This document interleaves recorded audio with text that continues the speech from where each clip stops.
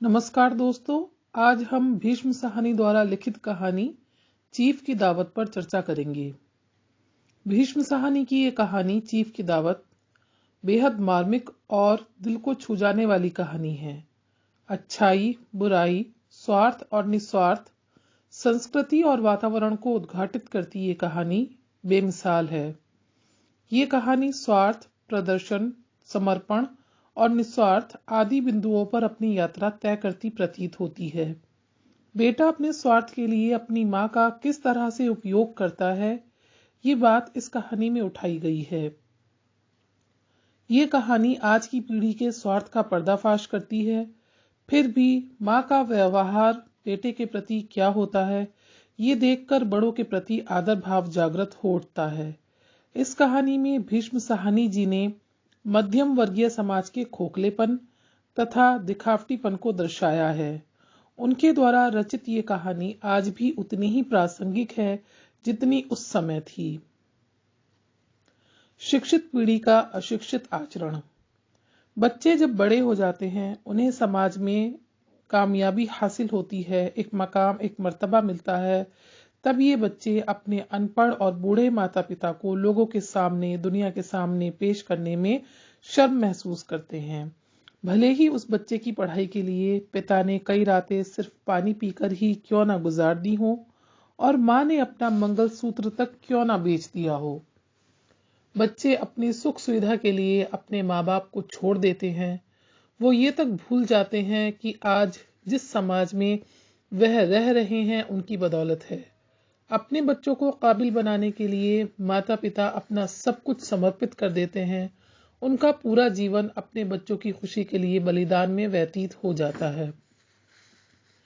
Chief की दावत ऐसी ही कहानी है जिसमें स्वार्थी बेटे को अपनी विधवा बूढ़ी माँ का बलिदान सिर्फ फर्ज ही नजर आता है। बच्चों के बड़े होने के साथ साथ माता पिता बुढ़ापे की दहलीज से गुजरने लगते हैं। तब वो घर के किसी कोने में पड़े कूड़े कचरे से कम नहीं लगते। माँ घर के फालतू सामान की तरह।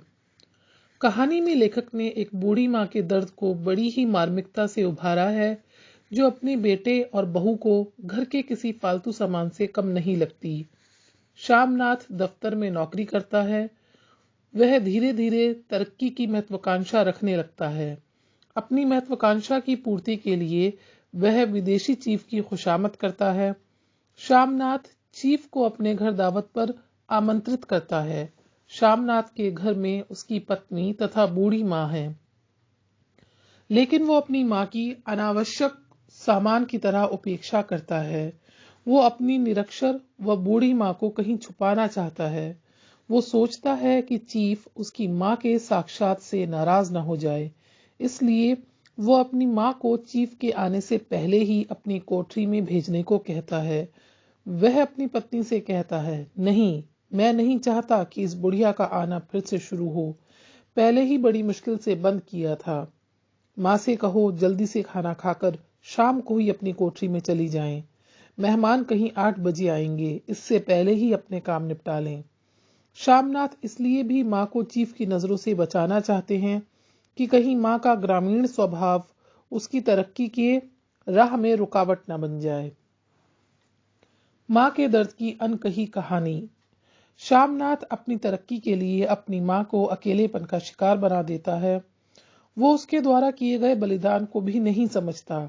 श्यामनाथ अपनी माँ के बलिदान को फर्ज बताता है। श्यामनाथ माँ को लेकर किसी तरह की जिम्मेदारी नहीं समझता। वो अपनी माँ के दिल तक दुखाने में कोई कमी नहीं छोड़ता।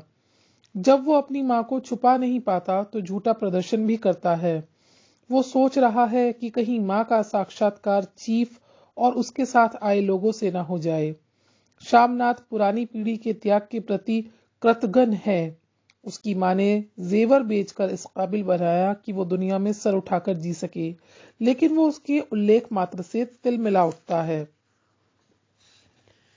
ये कौन सा राग छेड़ दिया माँ, सीधा कह दो नहीं है जेवर, बस। इससे पढ़ाई लिखाई का क्या ताल्लुक। जो जेवर बिका तो कुछ बनकर ही आया हूं।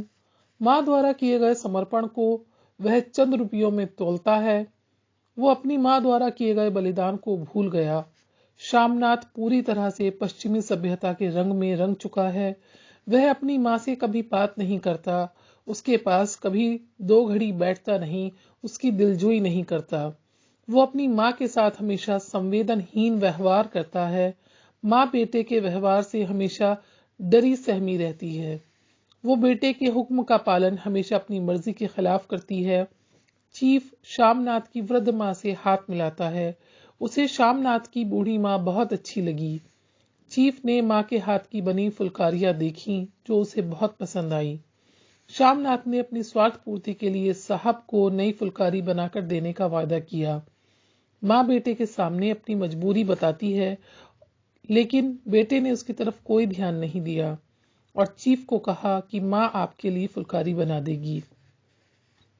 श्यामनाथ अवसरवादिता व स्वार्थ पूर्ति की साक्षात मूर्ति है, लेकिन विडंबना की बात तो ये है कि जिस माँ को वो अपनी तरक्की में बाधक समझता है, उसी माँ ने उसे तरक्की दिलवाई।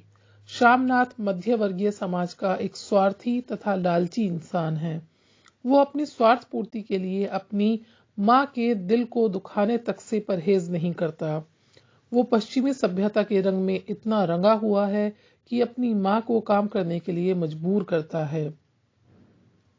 अपमान के बावजूद बेटे की तरक्की की कामना। जैसे ही दावत शुरू हुई, माँ अपनी कोठरी में धीरे से चली गई और कोठरी में बैठकर जोर जोर से रोने लगी। मेहमानों के जाने के बाद श्यामनाथ अपनी माँ के पास गया। माँ, दरवाजा खोलो। अपने स्वार्थी बेटे की आवाज सुनकर माँ का दिल दहल गया। उसने सोचा कि मुझसे कहीं कोई भूल तो नहीं हो गई। माँ ने धीरे से दरवाजा खोला। ओ अम्मी, तुमने तो आज रंग ला दिया। साहब तुमसे इतना खुश हुए कि क्या कहूं। ओ अम्मी। अपने बेटे की तरक्की सुनकर माँ की आंखों में आंसू छलकने लगे। श्यामनाथ अपनी स्वार्थ पूर्ति के लिए माँ को कहता है कि क्या तुम मेरी तरक्की नहीं चाहती? क्या तुम अपने हाथों से फुलकारी नहीं बनाओगी?